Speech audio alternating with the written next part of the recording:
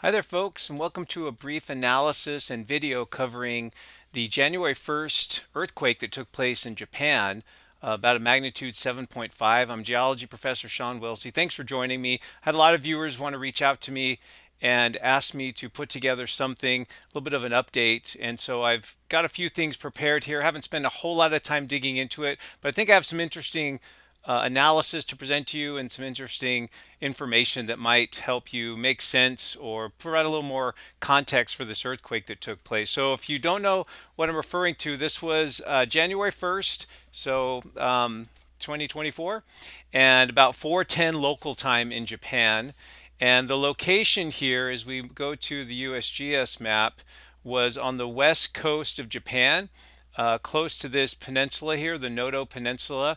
And this is showing the earthquakes over the last 24 hours. But the big one there, the big circle you see there, these are arranged by size or magnitude, is the 7.5, the main shock that occurred there again at about 4:10 p.m. local time. The depth of this earthquake was about 10 kilometers. You can see that in the bottom left corner there. Try to make this maybe a little bit bigger for you. There we go. So a shallow quake, and shallow quakes are always the most deadly because they're closer to the surface. The energy that's released from that earthquake, that seismic energy, gets to the surface quickly. It doesn't dissipate like it would if it was happening deeper in the earth. And so this is bad for people because this is where the strongest shaking will occur and the most damage will occur when we have these very shallow earthquakes. And so this is the island, the central island in Japan, Honshu. And this, if you look at maybe something like, let's go to this real quick here for a second. Just a map showing, this is just showing seismicity in the Japan region from the year 1900 to 2016. And so you can see the most common location for earthquakes to occur in Japan is along the east coast. The east coast of Japan is where we have a large subduction zone where one plate in the Pacific Ocean, the Pacific plate or the Philippine plate to the south, is being shoved underneath these land plates that have the islands of Japan on them. And those subduction zones, or those types of plate boundaries, are the places where we see the most earthquakes, and B, typically the largest earthquakes on record. And you can see the one big circle right here. That was the 2011 earthquake, the magnitude 9.1 quake. That's the one that generated a tsunami that went across the Pacific Ocean. It impacted a nuclear power plant that was nearby. I think it killed over 1,000 people or so. That was a very big earthquake, not just for Japan, but historically worldwide. So let's go back to this quake here. And what you can see on the USGS map is they show the plate boundaries here in red. And Japan has the unfortunate or fortunate distinction of being a country that lies where essentially four tectonic plates are meeting and converging and trying to slide past one another or underneath each other or over the top of each other. So we have the Pacific plate here out to the east. The sort of the northern half of Japan is part of the North American plate. So this plate extends up into northeast Russia and then over into North America. On the the west side is the Eurasian plate, and then to the south is the Philippine Sea plate. And so this country sits at the crossroads of these four tectonic plates that are all vying and jockeying for space and position and movement. And so it's a very complex area tectonically. This also shows the same sort of thing. You can get a little better view here with some of the topographies. You can see the deep water trench that exists out to the east that forms the subduction zone, again, where one plate's diving beneath the other, in this case, the Pacific plate, which is an ocean plate, and it's an older plate. That's why it's diving beneath the relatively younger and more buoyant pieces of crust here on, in this case, the North American plate. And then you can see out to the west here, the Eurasian plate, and then we have the Philippine Sea plate here to the south. That's sort of, now what's presented here is sort of the big picture view. If you were just kind of make it super simplistic, even though it's quite complicated, that would be the view there. And even on this site with the USGS, they've got, the four major plates here, right? The North American plate, the Pacific plate, the Eurasian plate, and then further down here, the Philippine Sea plate. But when you look at this in detail, a lot of times large plates can be composed of smaller plates that we sometimes call microplates. And this area is no different. And so if you look at this sort of simplified diagram here, what you'll see is here's Japan, kind of in the lower right corner here. And then we have a plate. This is, part of the North American plate is this chunk called the Okhotsk plate.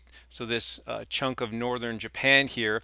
And then this chunk here, shown in red, and it's not labeled, but this is the Amur plate. So the Amurian plate, which is sort of a microplate attached to, if you will, the Eurasian plate. And it's right along this line right here, where we had the earthquake. The earthquake occurred right on this peninsula here. And so this purple line represents it's kind of a crude plate boundary, but the best location we have for the plate boundary. So these two microplates were really the two players that generated this earthquake. They are colliding with each other, but not perfectly like a head-on collision. It's more like an oblique collision, and it's not a subduction zone. They're sort of sliding past each other in a very complicated way. But this is essentially what produced the earthquake that we had today, again on January 1st. If we jump to some of the more technical data here, and so some of you might have been with me long enough that we've looked at these beach balls before. So here's the fault plane solution, or what's called the focal mechanism solution, or what's oftentimes just called beach balls. But this beach ball diagram, based on the arrival of those seismic waves and some analysis, lets us know what kind of fault produced this earthquake. And with the blue region in here being compression and the white margins on the outside being extension or pulling, this lets us know that it was a reverse fault. So it was a compressional fault where the two sides of the fault were pushing against each other. One side went up and over the other one. So it actually produced movement where one plate moves up and one plate is pushed beneath. Like you would see at a subduction zone, but in this case, it's not really a true subduction zone. And then the other thing we can glean from this bit of data as well is that the fault most likely had an orientation running from the southwest to the northeast. So this gives us also the orientation of the fault. So this analysis can be helpful because then we can actually, sometimes it takes an earthquake to figure out where the fault is. So a lot of times earthquakes like this might be helpful for us figuring out where those faults are. Sometimes faults are easy to see on the ground or from above with aerial view, but a lot of times if you imagine a landscape covered in cities and buildings and infrastructure, that those little subtle clues on the ground can sometimes be lost a little bit. And so this can actually help us locate the fault and then better manage it moving forward. So again, this was not a completely I guess let's go back to this one here. It wasn't an unexpected earthquake, but it was an earthquake that would be least likely in terms of its location. Again, if you told me there was going to be an earthquake in Japan in a month and I had to put a star on the map where that earthquake might be, I would most likely pick the eastern border of Japan because that's where most of the quakes and the biggest quakes tend to be, from these subduction zones. And you can see where the Noto Peninsula is right in here. There's been very few quakes there, but we have had some quakes there in the past. So there was an earthquake in this region, on this peninsula or nearby, in May of this last year, May 2023, that was magnitude 6.3. There was also a swarm of quakes that hit this area, this region, from 2018 to 2022. They had over 20,000 earthquakes, with 10 or so being above magnitude 4. So nothing big and destructive, but they had a lot of seismic activity. And then prior to that, in March 2007, there was a magnitude 6.9 quake in this region that produced one death, and about 170 or so injuries.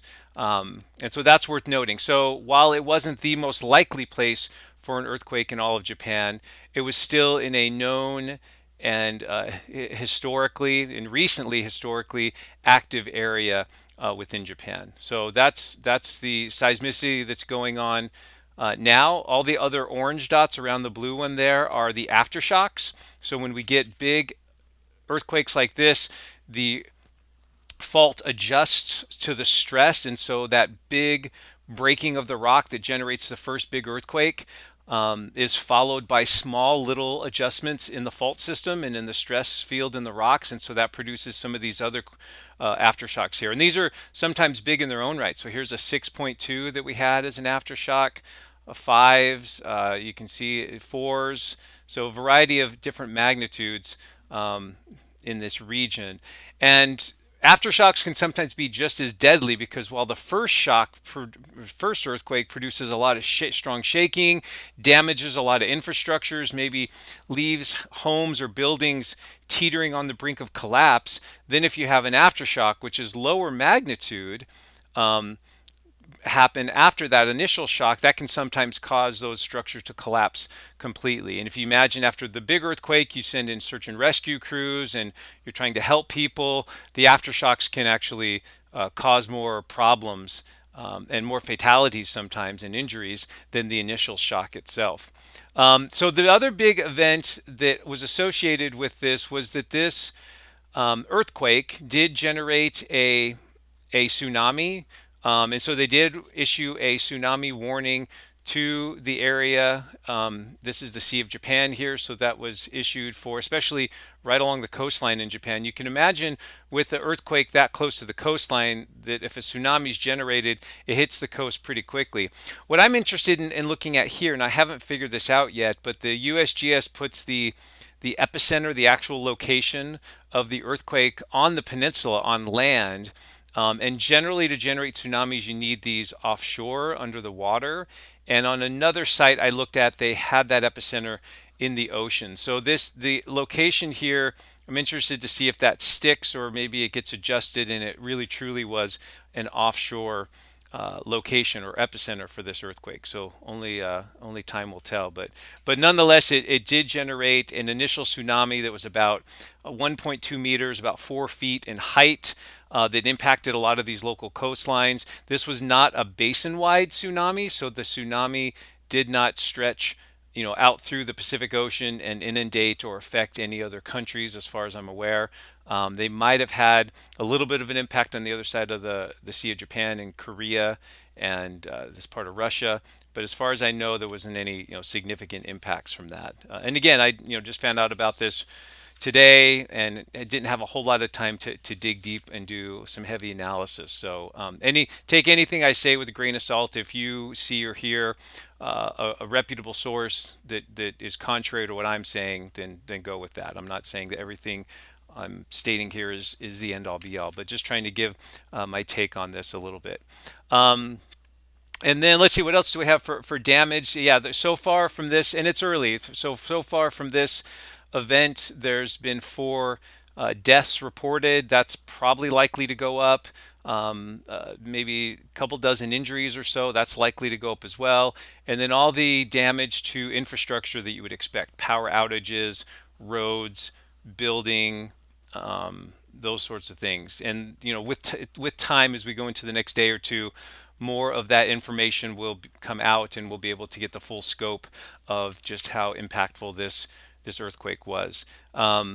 The good news about the aftershocks is that they will, over time, decrease in terms of their intensity or frequency and in terms of their magnitude. So the earthquakes that happen today as aftershocks, tomorrow there'll be fewer of them and less, lower magnitude, and then each day, and it's not a linear type thing, it's more like an exponential function, but those decrease a little bit over time. So, and then the last thing I wanted to, I have a couple of things here. I do have a Facebook video I found that shows a little bit of the damage. You can see some of the buckling of the roadways here, and I only had a chance to glance at this a little bit. So here's someone driving by, but you can see the damage to some of the driveways and roadways, undoubtedly structural damage to the buildings themselves.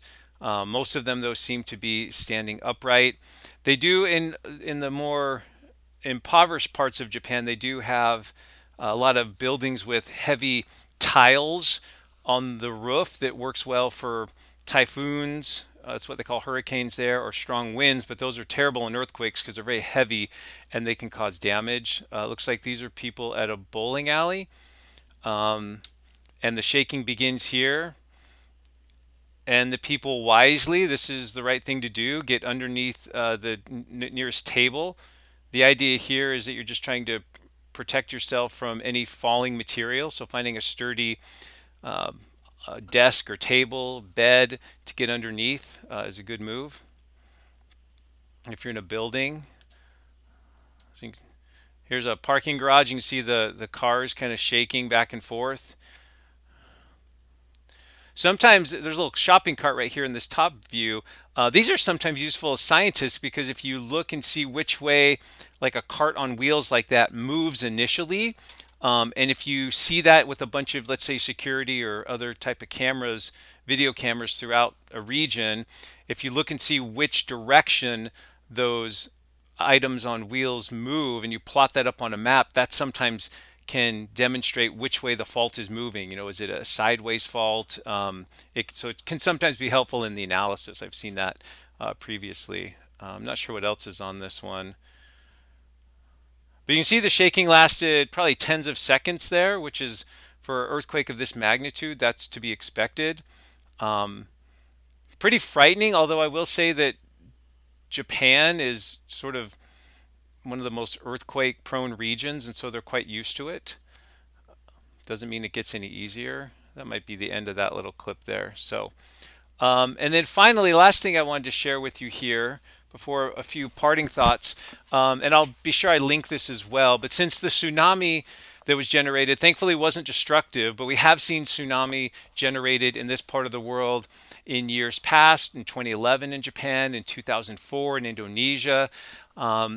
And this is a little animation done by NOAA that shows how a tsunami is generated underwater by an earthquake and then how it moves across the ocean basin and inundates a shoreline. And what makes a tsunami so dangerous, because you might think about it and be like, hey, the wave was only one meter tall or so. That's not a big deal. Like I can handle a 1 meter wave. But you have to remember that it's not just a wave like you think about waves that are typically wind generated at the coastline that come in and break and then recede, and then if maybe 10 seconds later the next wave comes in. Tsunami are very different than those wind generated waves. So this animation will kind of walk you through that, and I'll pause and provide a little bit of commentary. So what they're showing here at the beginning is and this is all computer generated, but a view beneath the ocean. And the first thing here is the movement that creates the earthquake. So the earthquake happens and the seafloor literally gets thrust upwards. So the seafloor just got pushed up, a little cartoonish, but that's really what happens. And then right above that location along the fault where the seafloor has been displaced, if you push the seafloor up, you are pushing the entire water column above it up. So that generates a big bulge or pile of water above the fault that rises and then collapses, and now it's moving in two directions outward from that fault as a tsunami. Now, in deep water, even though they're probably vertically exaggerating this a little bit, in deep water, a tsunami is virtually undetectable. You could be sitting out in a boat in the deep part of the ocean with a tsunami traveling beneath you, and it moves very fast with little amplitude or height to the wave. It's when they get close to the coastline that they become destructive. So I think this is a nice little animation. So there's the wave moving out. Now we're bringing that tsunami towards the coast. So the first thing that happens a lot of times, although not always, is a pronounced withdrawal of the sea as the water is being sucked back into probably the trough that's coming in first. And then as the tsunami comes ashore, you'll see it's more like a storm surge in a hurricane. It's just a continual wall of water that moves inland, has tremendous force to it, even if it's only a meter tall. Obviously, if it's taller, it's even more destructive. But here comes the tsunami traveling at maybe 30 to 40 miles an hour, whatever that is in kilometers per hour. And then it comes in and hits the coastline and just keeps coming. It doesn't break and recede. It moves inland for sometimes tens of minutes. Sometimes there's a secondary pulse to the tsunami, and then you can see all the flooding and inundation and damage that occurs there. So that's a nice little reminder there and a nice visual way to kind of teach people about these tsunami a bit. So that's basically my update. Just for sake of hysteria, maybe, let me just say this. It's a brand new year. It's January 1st. I don't want anyone to feel like a big earthquake, a destructive earthquake on January 1st of a new year is a bad omen or a bad sign, a harbinger of things to come. Quakes are very normal in this region. Japan gets quakes of this magnitude every year. This is very likely not going to be the biggest magnitude quake in Japan for 2024. It might be, but if I had to, place a bet, they typically get this magnitude or sometimes bigger earthquakes. The other thing to consider, and we hope the best for these people in Japan, but this is one of the most developed countries, one of the most earthquake prepared countries on the planet. So had this quake occurred with all the same factors and variables that it has in some other location, in some other country, this could have been disastrous. We could have been already talking about fatalities in the hundreds or thousands. This could have been awful. And, we don't have to go too far back into time to think about what was it, 2011 or 2010 when we had a big earthquake in Haiti in the Caribbean. That was only magnitude 7, so it was much smaller than this quake, but it caused 250,000 deaths, something on that scale. So Japan has really earthquake resistant buildings for the most part. They still have some old buildings. They have advanced warning systems. They've got all sorts of things there that because they're constantly reminded of these earthquakes. And so I feel that they'll deal with this well. This is not nearly as big an event as the 2011 earthquake, but still there was quite a bit of shaking here. If we actually go into the shake map, or let's go into this one here. Let's go back one. We can see, yeah, so you can see that, remember that the magnitude tells us how much energy was released, but another big piece of data that's helpful is the shaking. And the shaking can be a response in response to soils or geology that's beneath the area.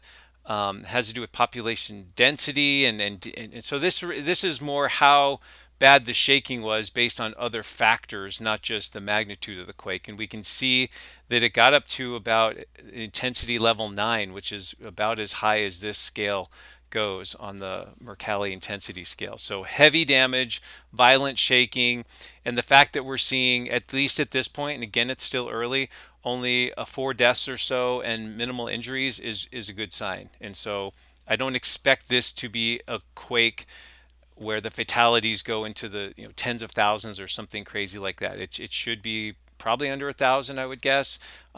Hopefully below 100, that would be great. But it still was a strong earthquake. So we had a strong earthquake in a place where strong earthquakes occur. Luckily, it took place in a country and a region that is quite prepared for these types of things. And so doesn't mean that there's no such thing as earthquake proof, just earthquake resistant.